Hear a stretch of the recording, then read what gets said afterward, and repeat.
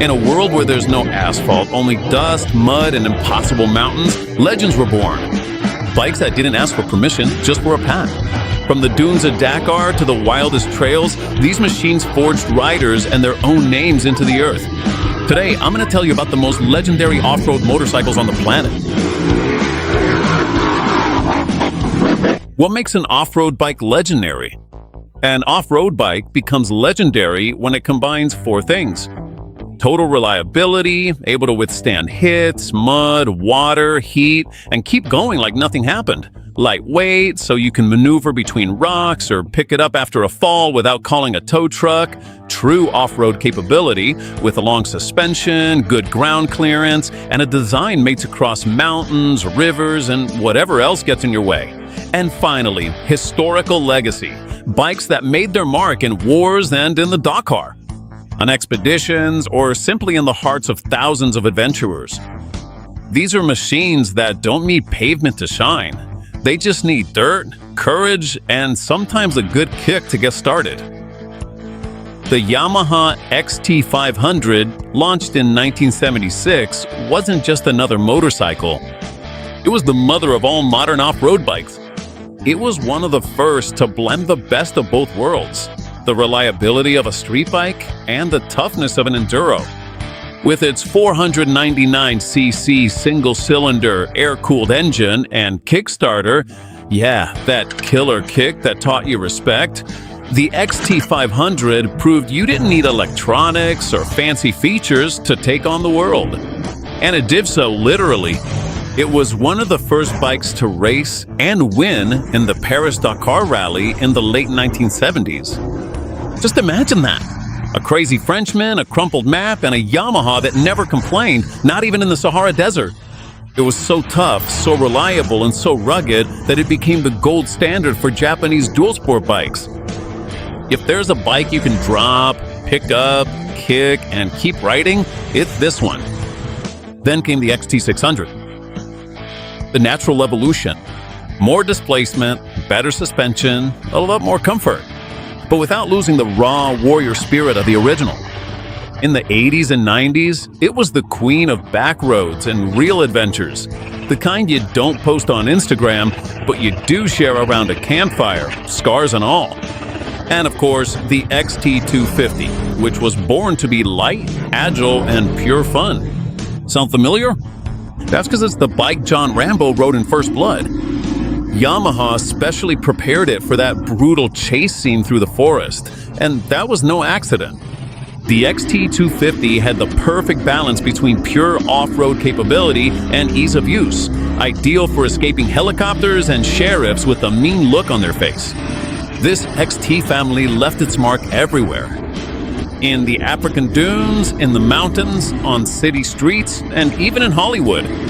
And today, decades later, they're still alive, in the used market, on fan forums, and in the hearts of those who once learned to kickstart them until they roared to life. If there's one bike that started the path for true all-terrain motorcycles, it's the XT500.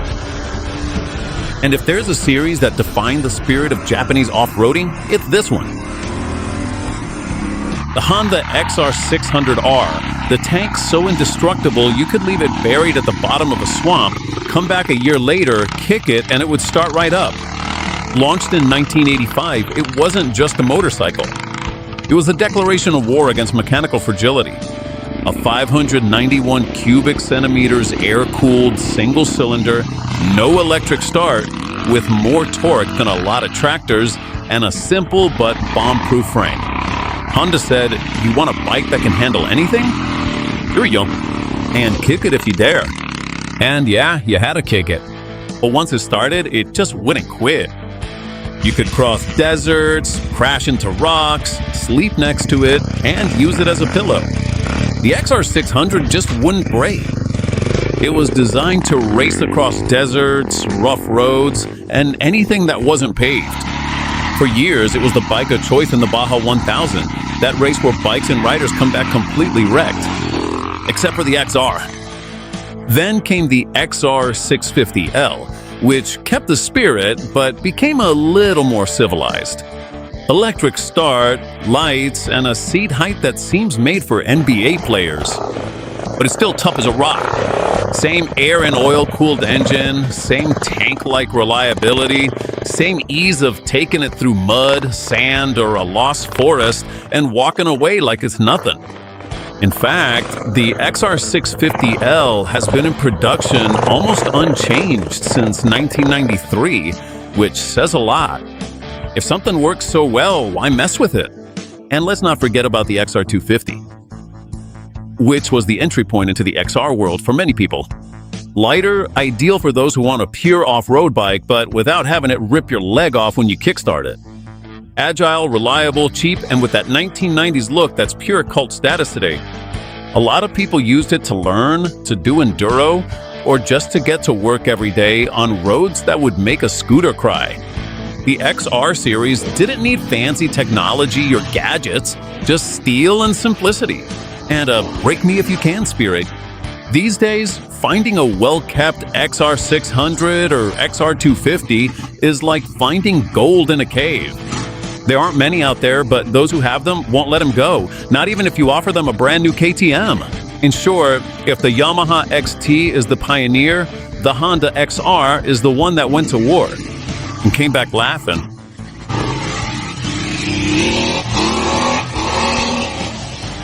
The Suzuki DR350, launched in 1990, came in with a clear proposition. Not too much of a motocross bike, not too much of a road bike, not too expensive, but good for everything. And it pulled it off. A single-cylinder, four-stroke engine, air and oil-cooled, with a Kickstarter at first, and later electric start. Decent suspension, low weight, and simple maintenance. Perfect for anyone who wanted to get off the pavement, but without having to mortgage the house or adjust the valves every 2 weeks. The DR350 was one of the first dual sports that could really do it all without complaining. Trail riding, enduro, long trips, city, countryside, mountains, or desert. And best of all, it did all that without breaking down. It was so well balanced that it became a favorite among budget travelers, solo adventurers, and beginners who wanted something serious but hassle-free.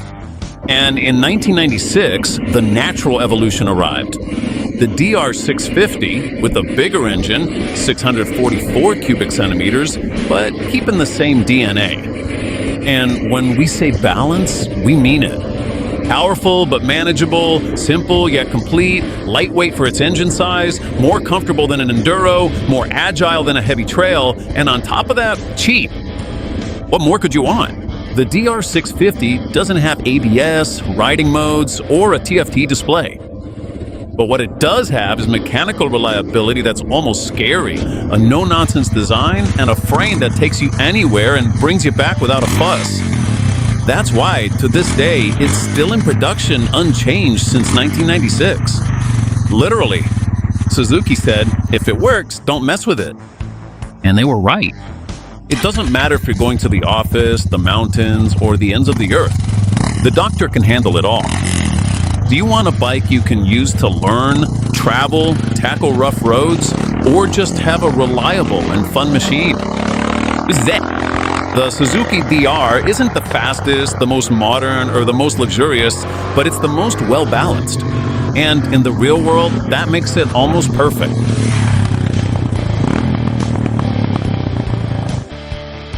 The choice of adventures and the military. With this one, you could go from Alaska to Ushuaia without even changing the oil. And someone probably already did it.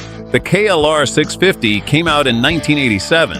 And since then, it's been the bike of choice for all kinds of crazy people with giant backpacks, crumpled maps, and an obsession with crossing continents. Why? Because the KLR isn't just a motorcycle. It's a mule with an engine. With its 651cc liquid-cooled single-cylinder engine, with its gigantic tank, over 23 liters in some versions, and its comfortable riding position, the KLR was never designed to win races. It was built to eat up the road, 1 mile after another, without complaining.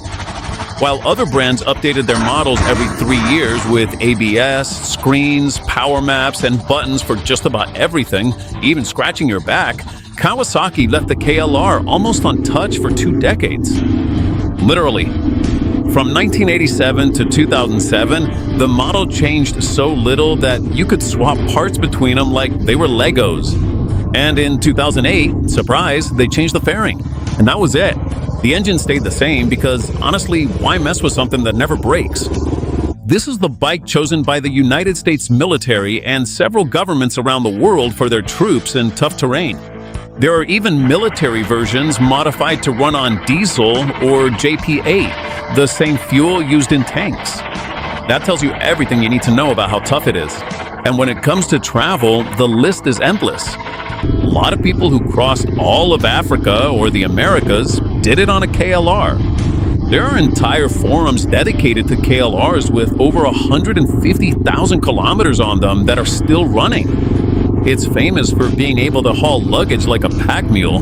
Suitcases, jerry cans, bags, tents, your ex and her cat, everything fits. Now, it's also famous for its doohickey, a small part of the timing system that was known for braking. But don't worry, if you own a KLR, the first thing you do is replace it. And that's it. Now it's ready to cross the planet. In 2022, Kawasaki finally said, let's modernize it. And they released the new KLR 650 with electronic fuel injection, optional ABS, and some updated plastics.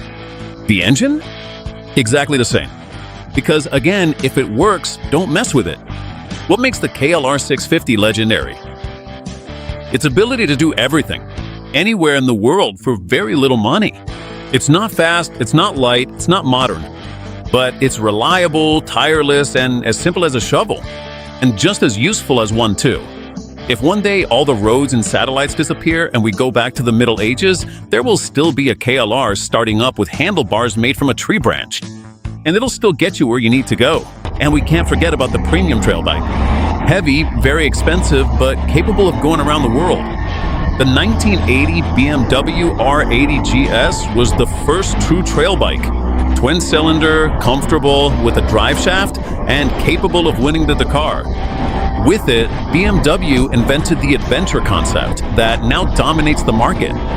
Then came the more modern GS models, all the way up to the R1200 GS Adventure, a beast weighing over 250 kilos, but equipped with the latest technology. Tele-lever suspension, riding modes, ABS, traction control, and more.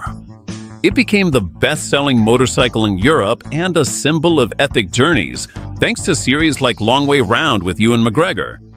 Why is it legendary? Because it combines luxury, reliability, and true off-road capability like no other. It's the bike you see covered in dirt with aluminum panniers and stickers from all over the world. And you know it's been through real adventures. These aren't bikes for Instagram. They don't shine in showrooms or make noise in coffee shops. These are bikes that get muddy, that fall and get back up, that start up in the rain, in the desert, or after years forgotten in a shed. They're machines that don't just take you places, they go with you. On your first trip, your first fall, in that moment when you're alone facing the mountain and you realize the world is bigger than you and your bike, more loyal than many friends. Because you don't choose an off-road bike with your head, you choose it with your desire to get lost. And you remember it for the stories it helped you write. So yes, they might be heavy, they might vibrate, they might not have ABS, but they're the ones that leave a mark. On the road and on you. And if you want to discover the legendary XR600, also known as the leg breaker, click on this video and I'll see you there.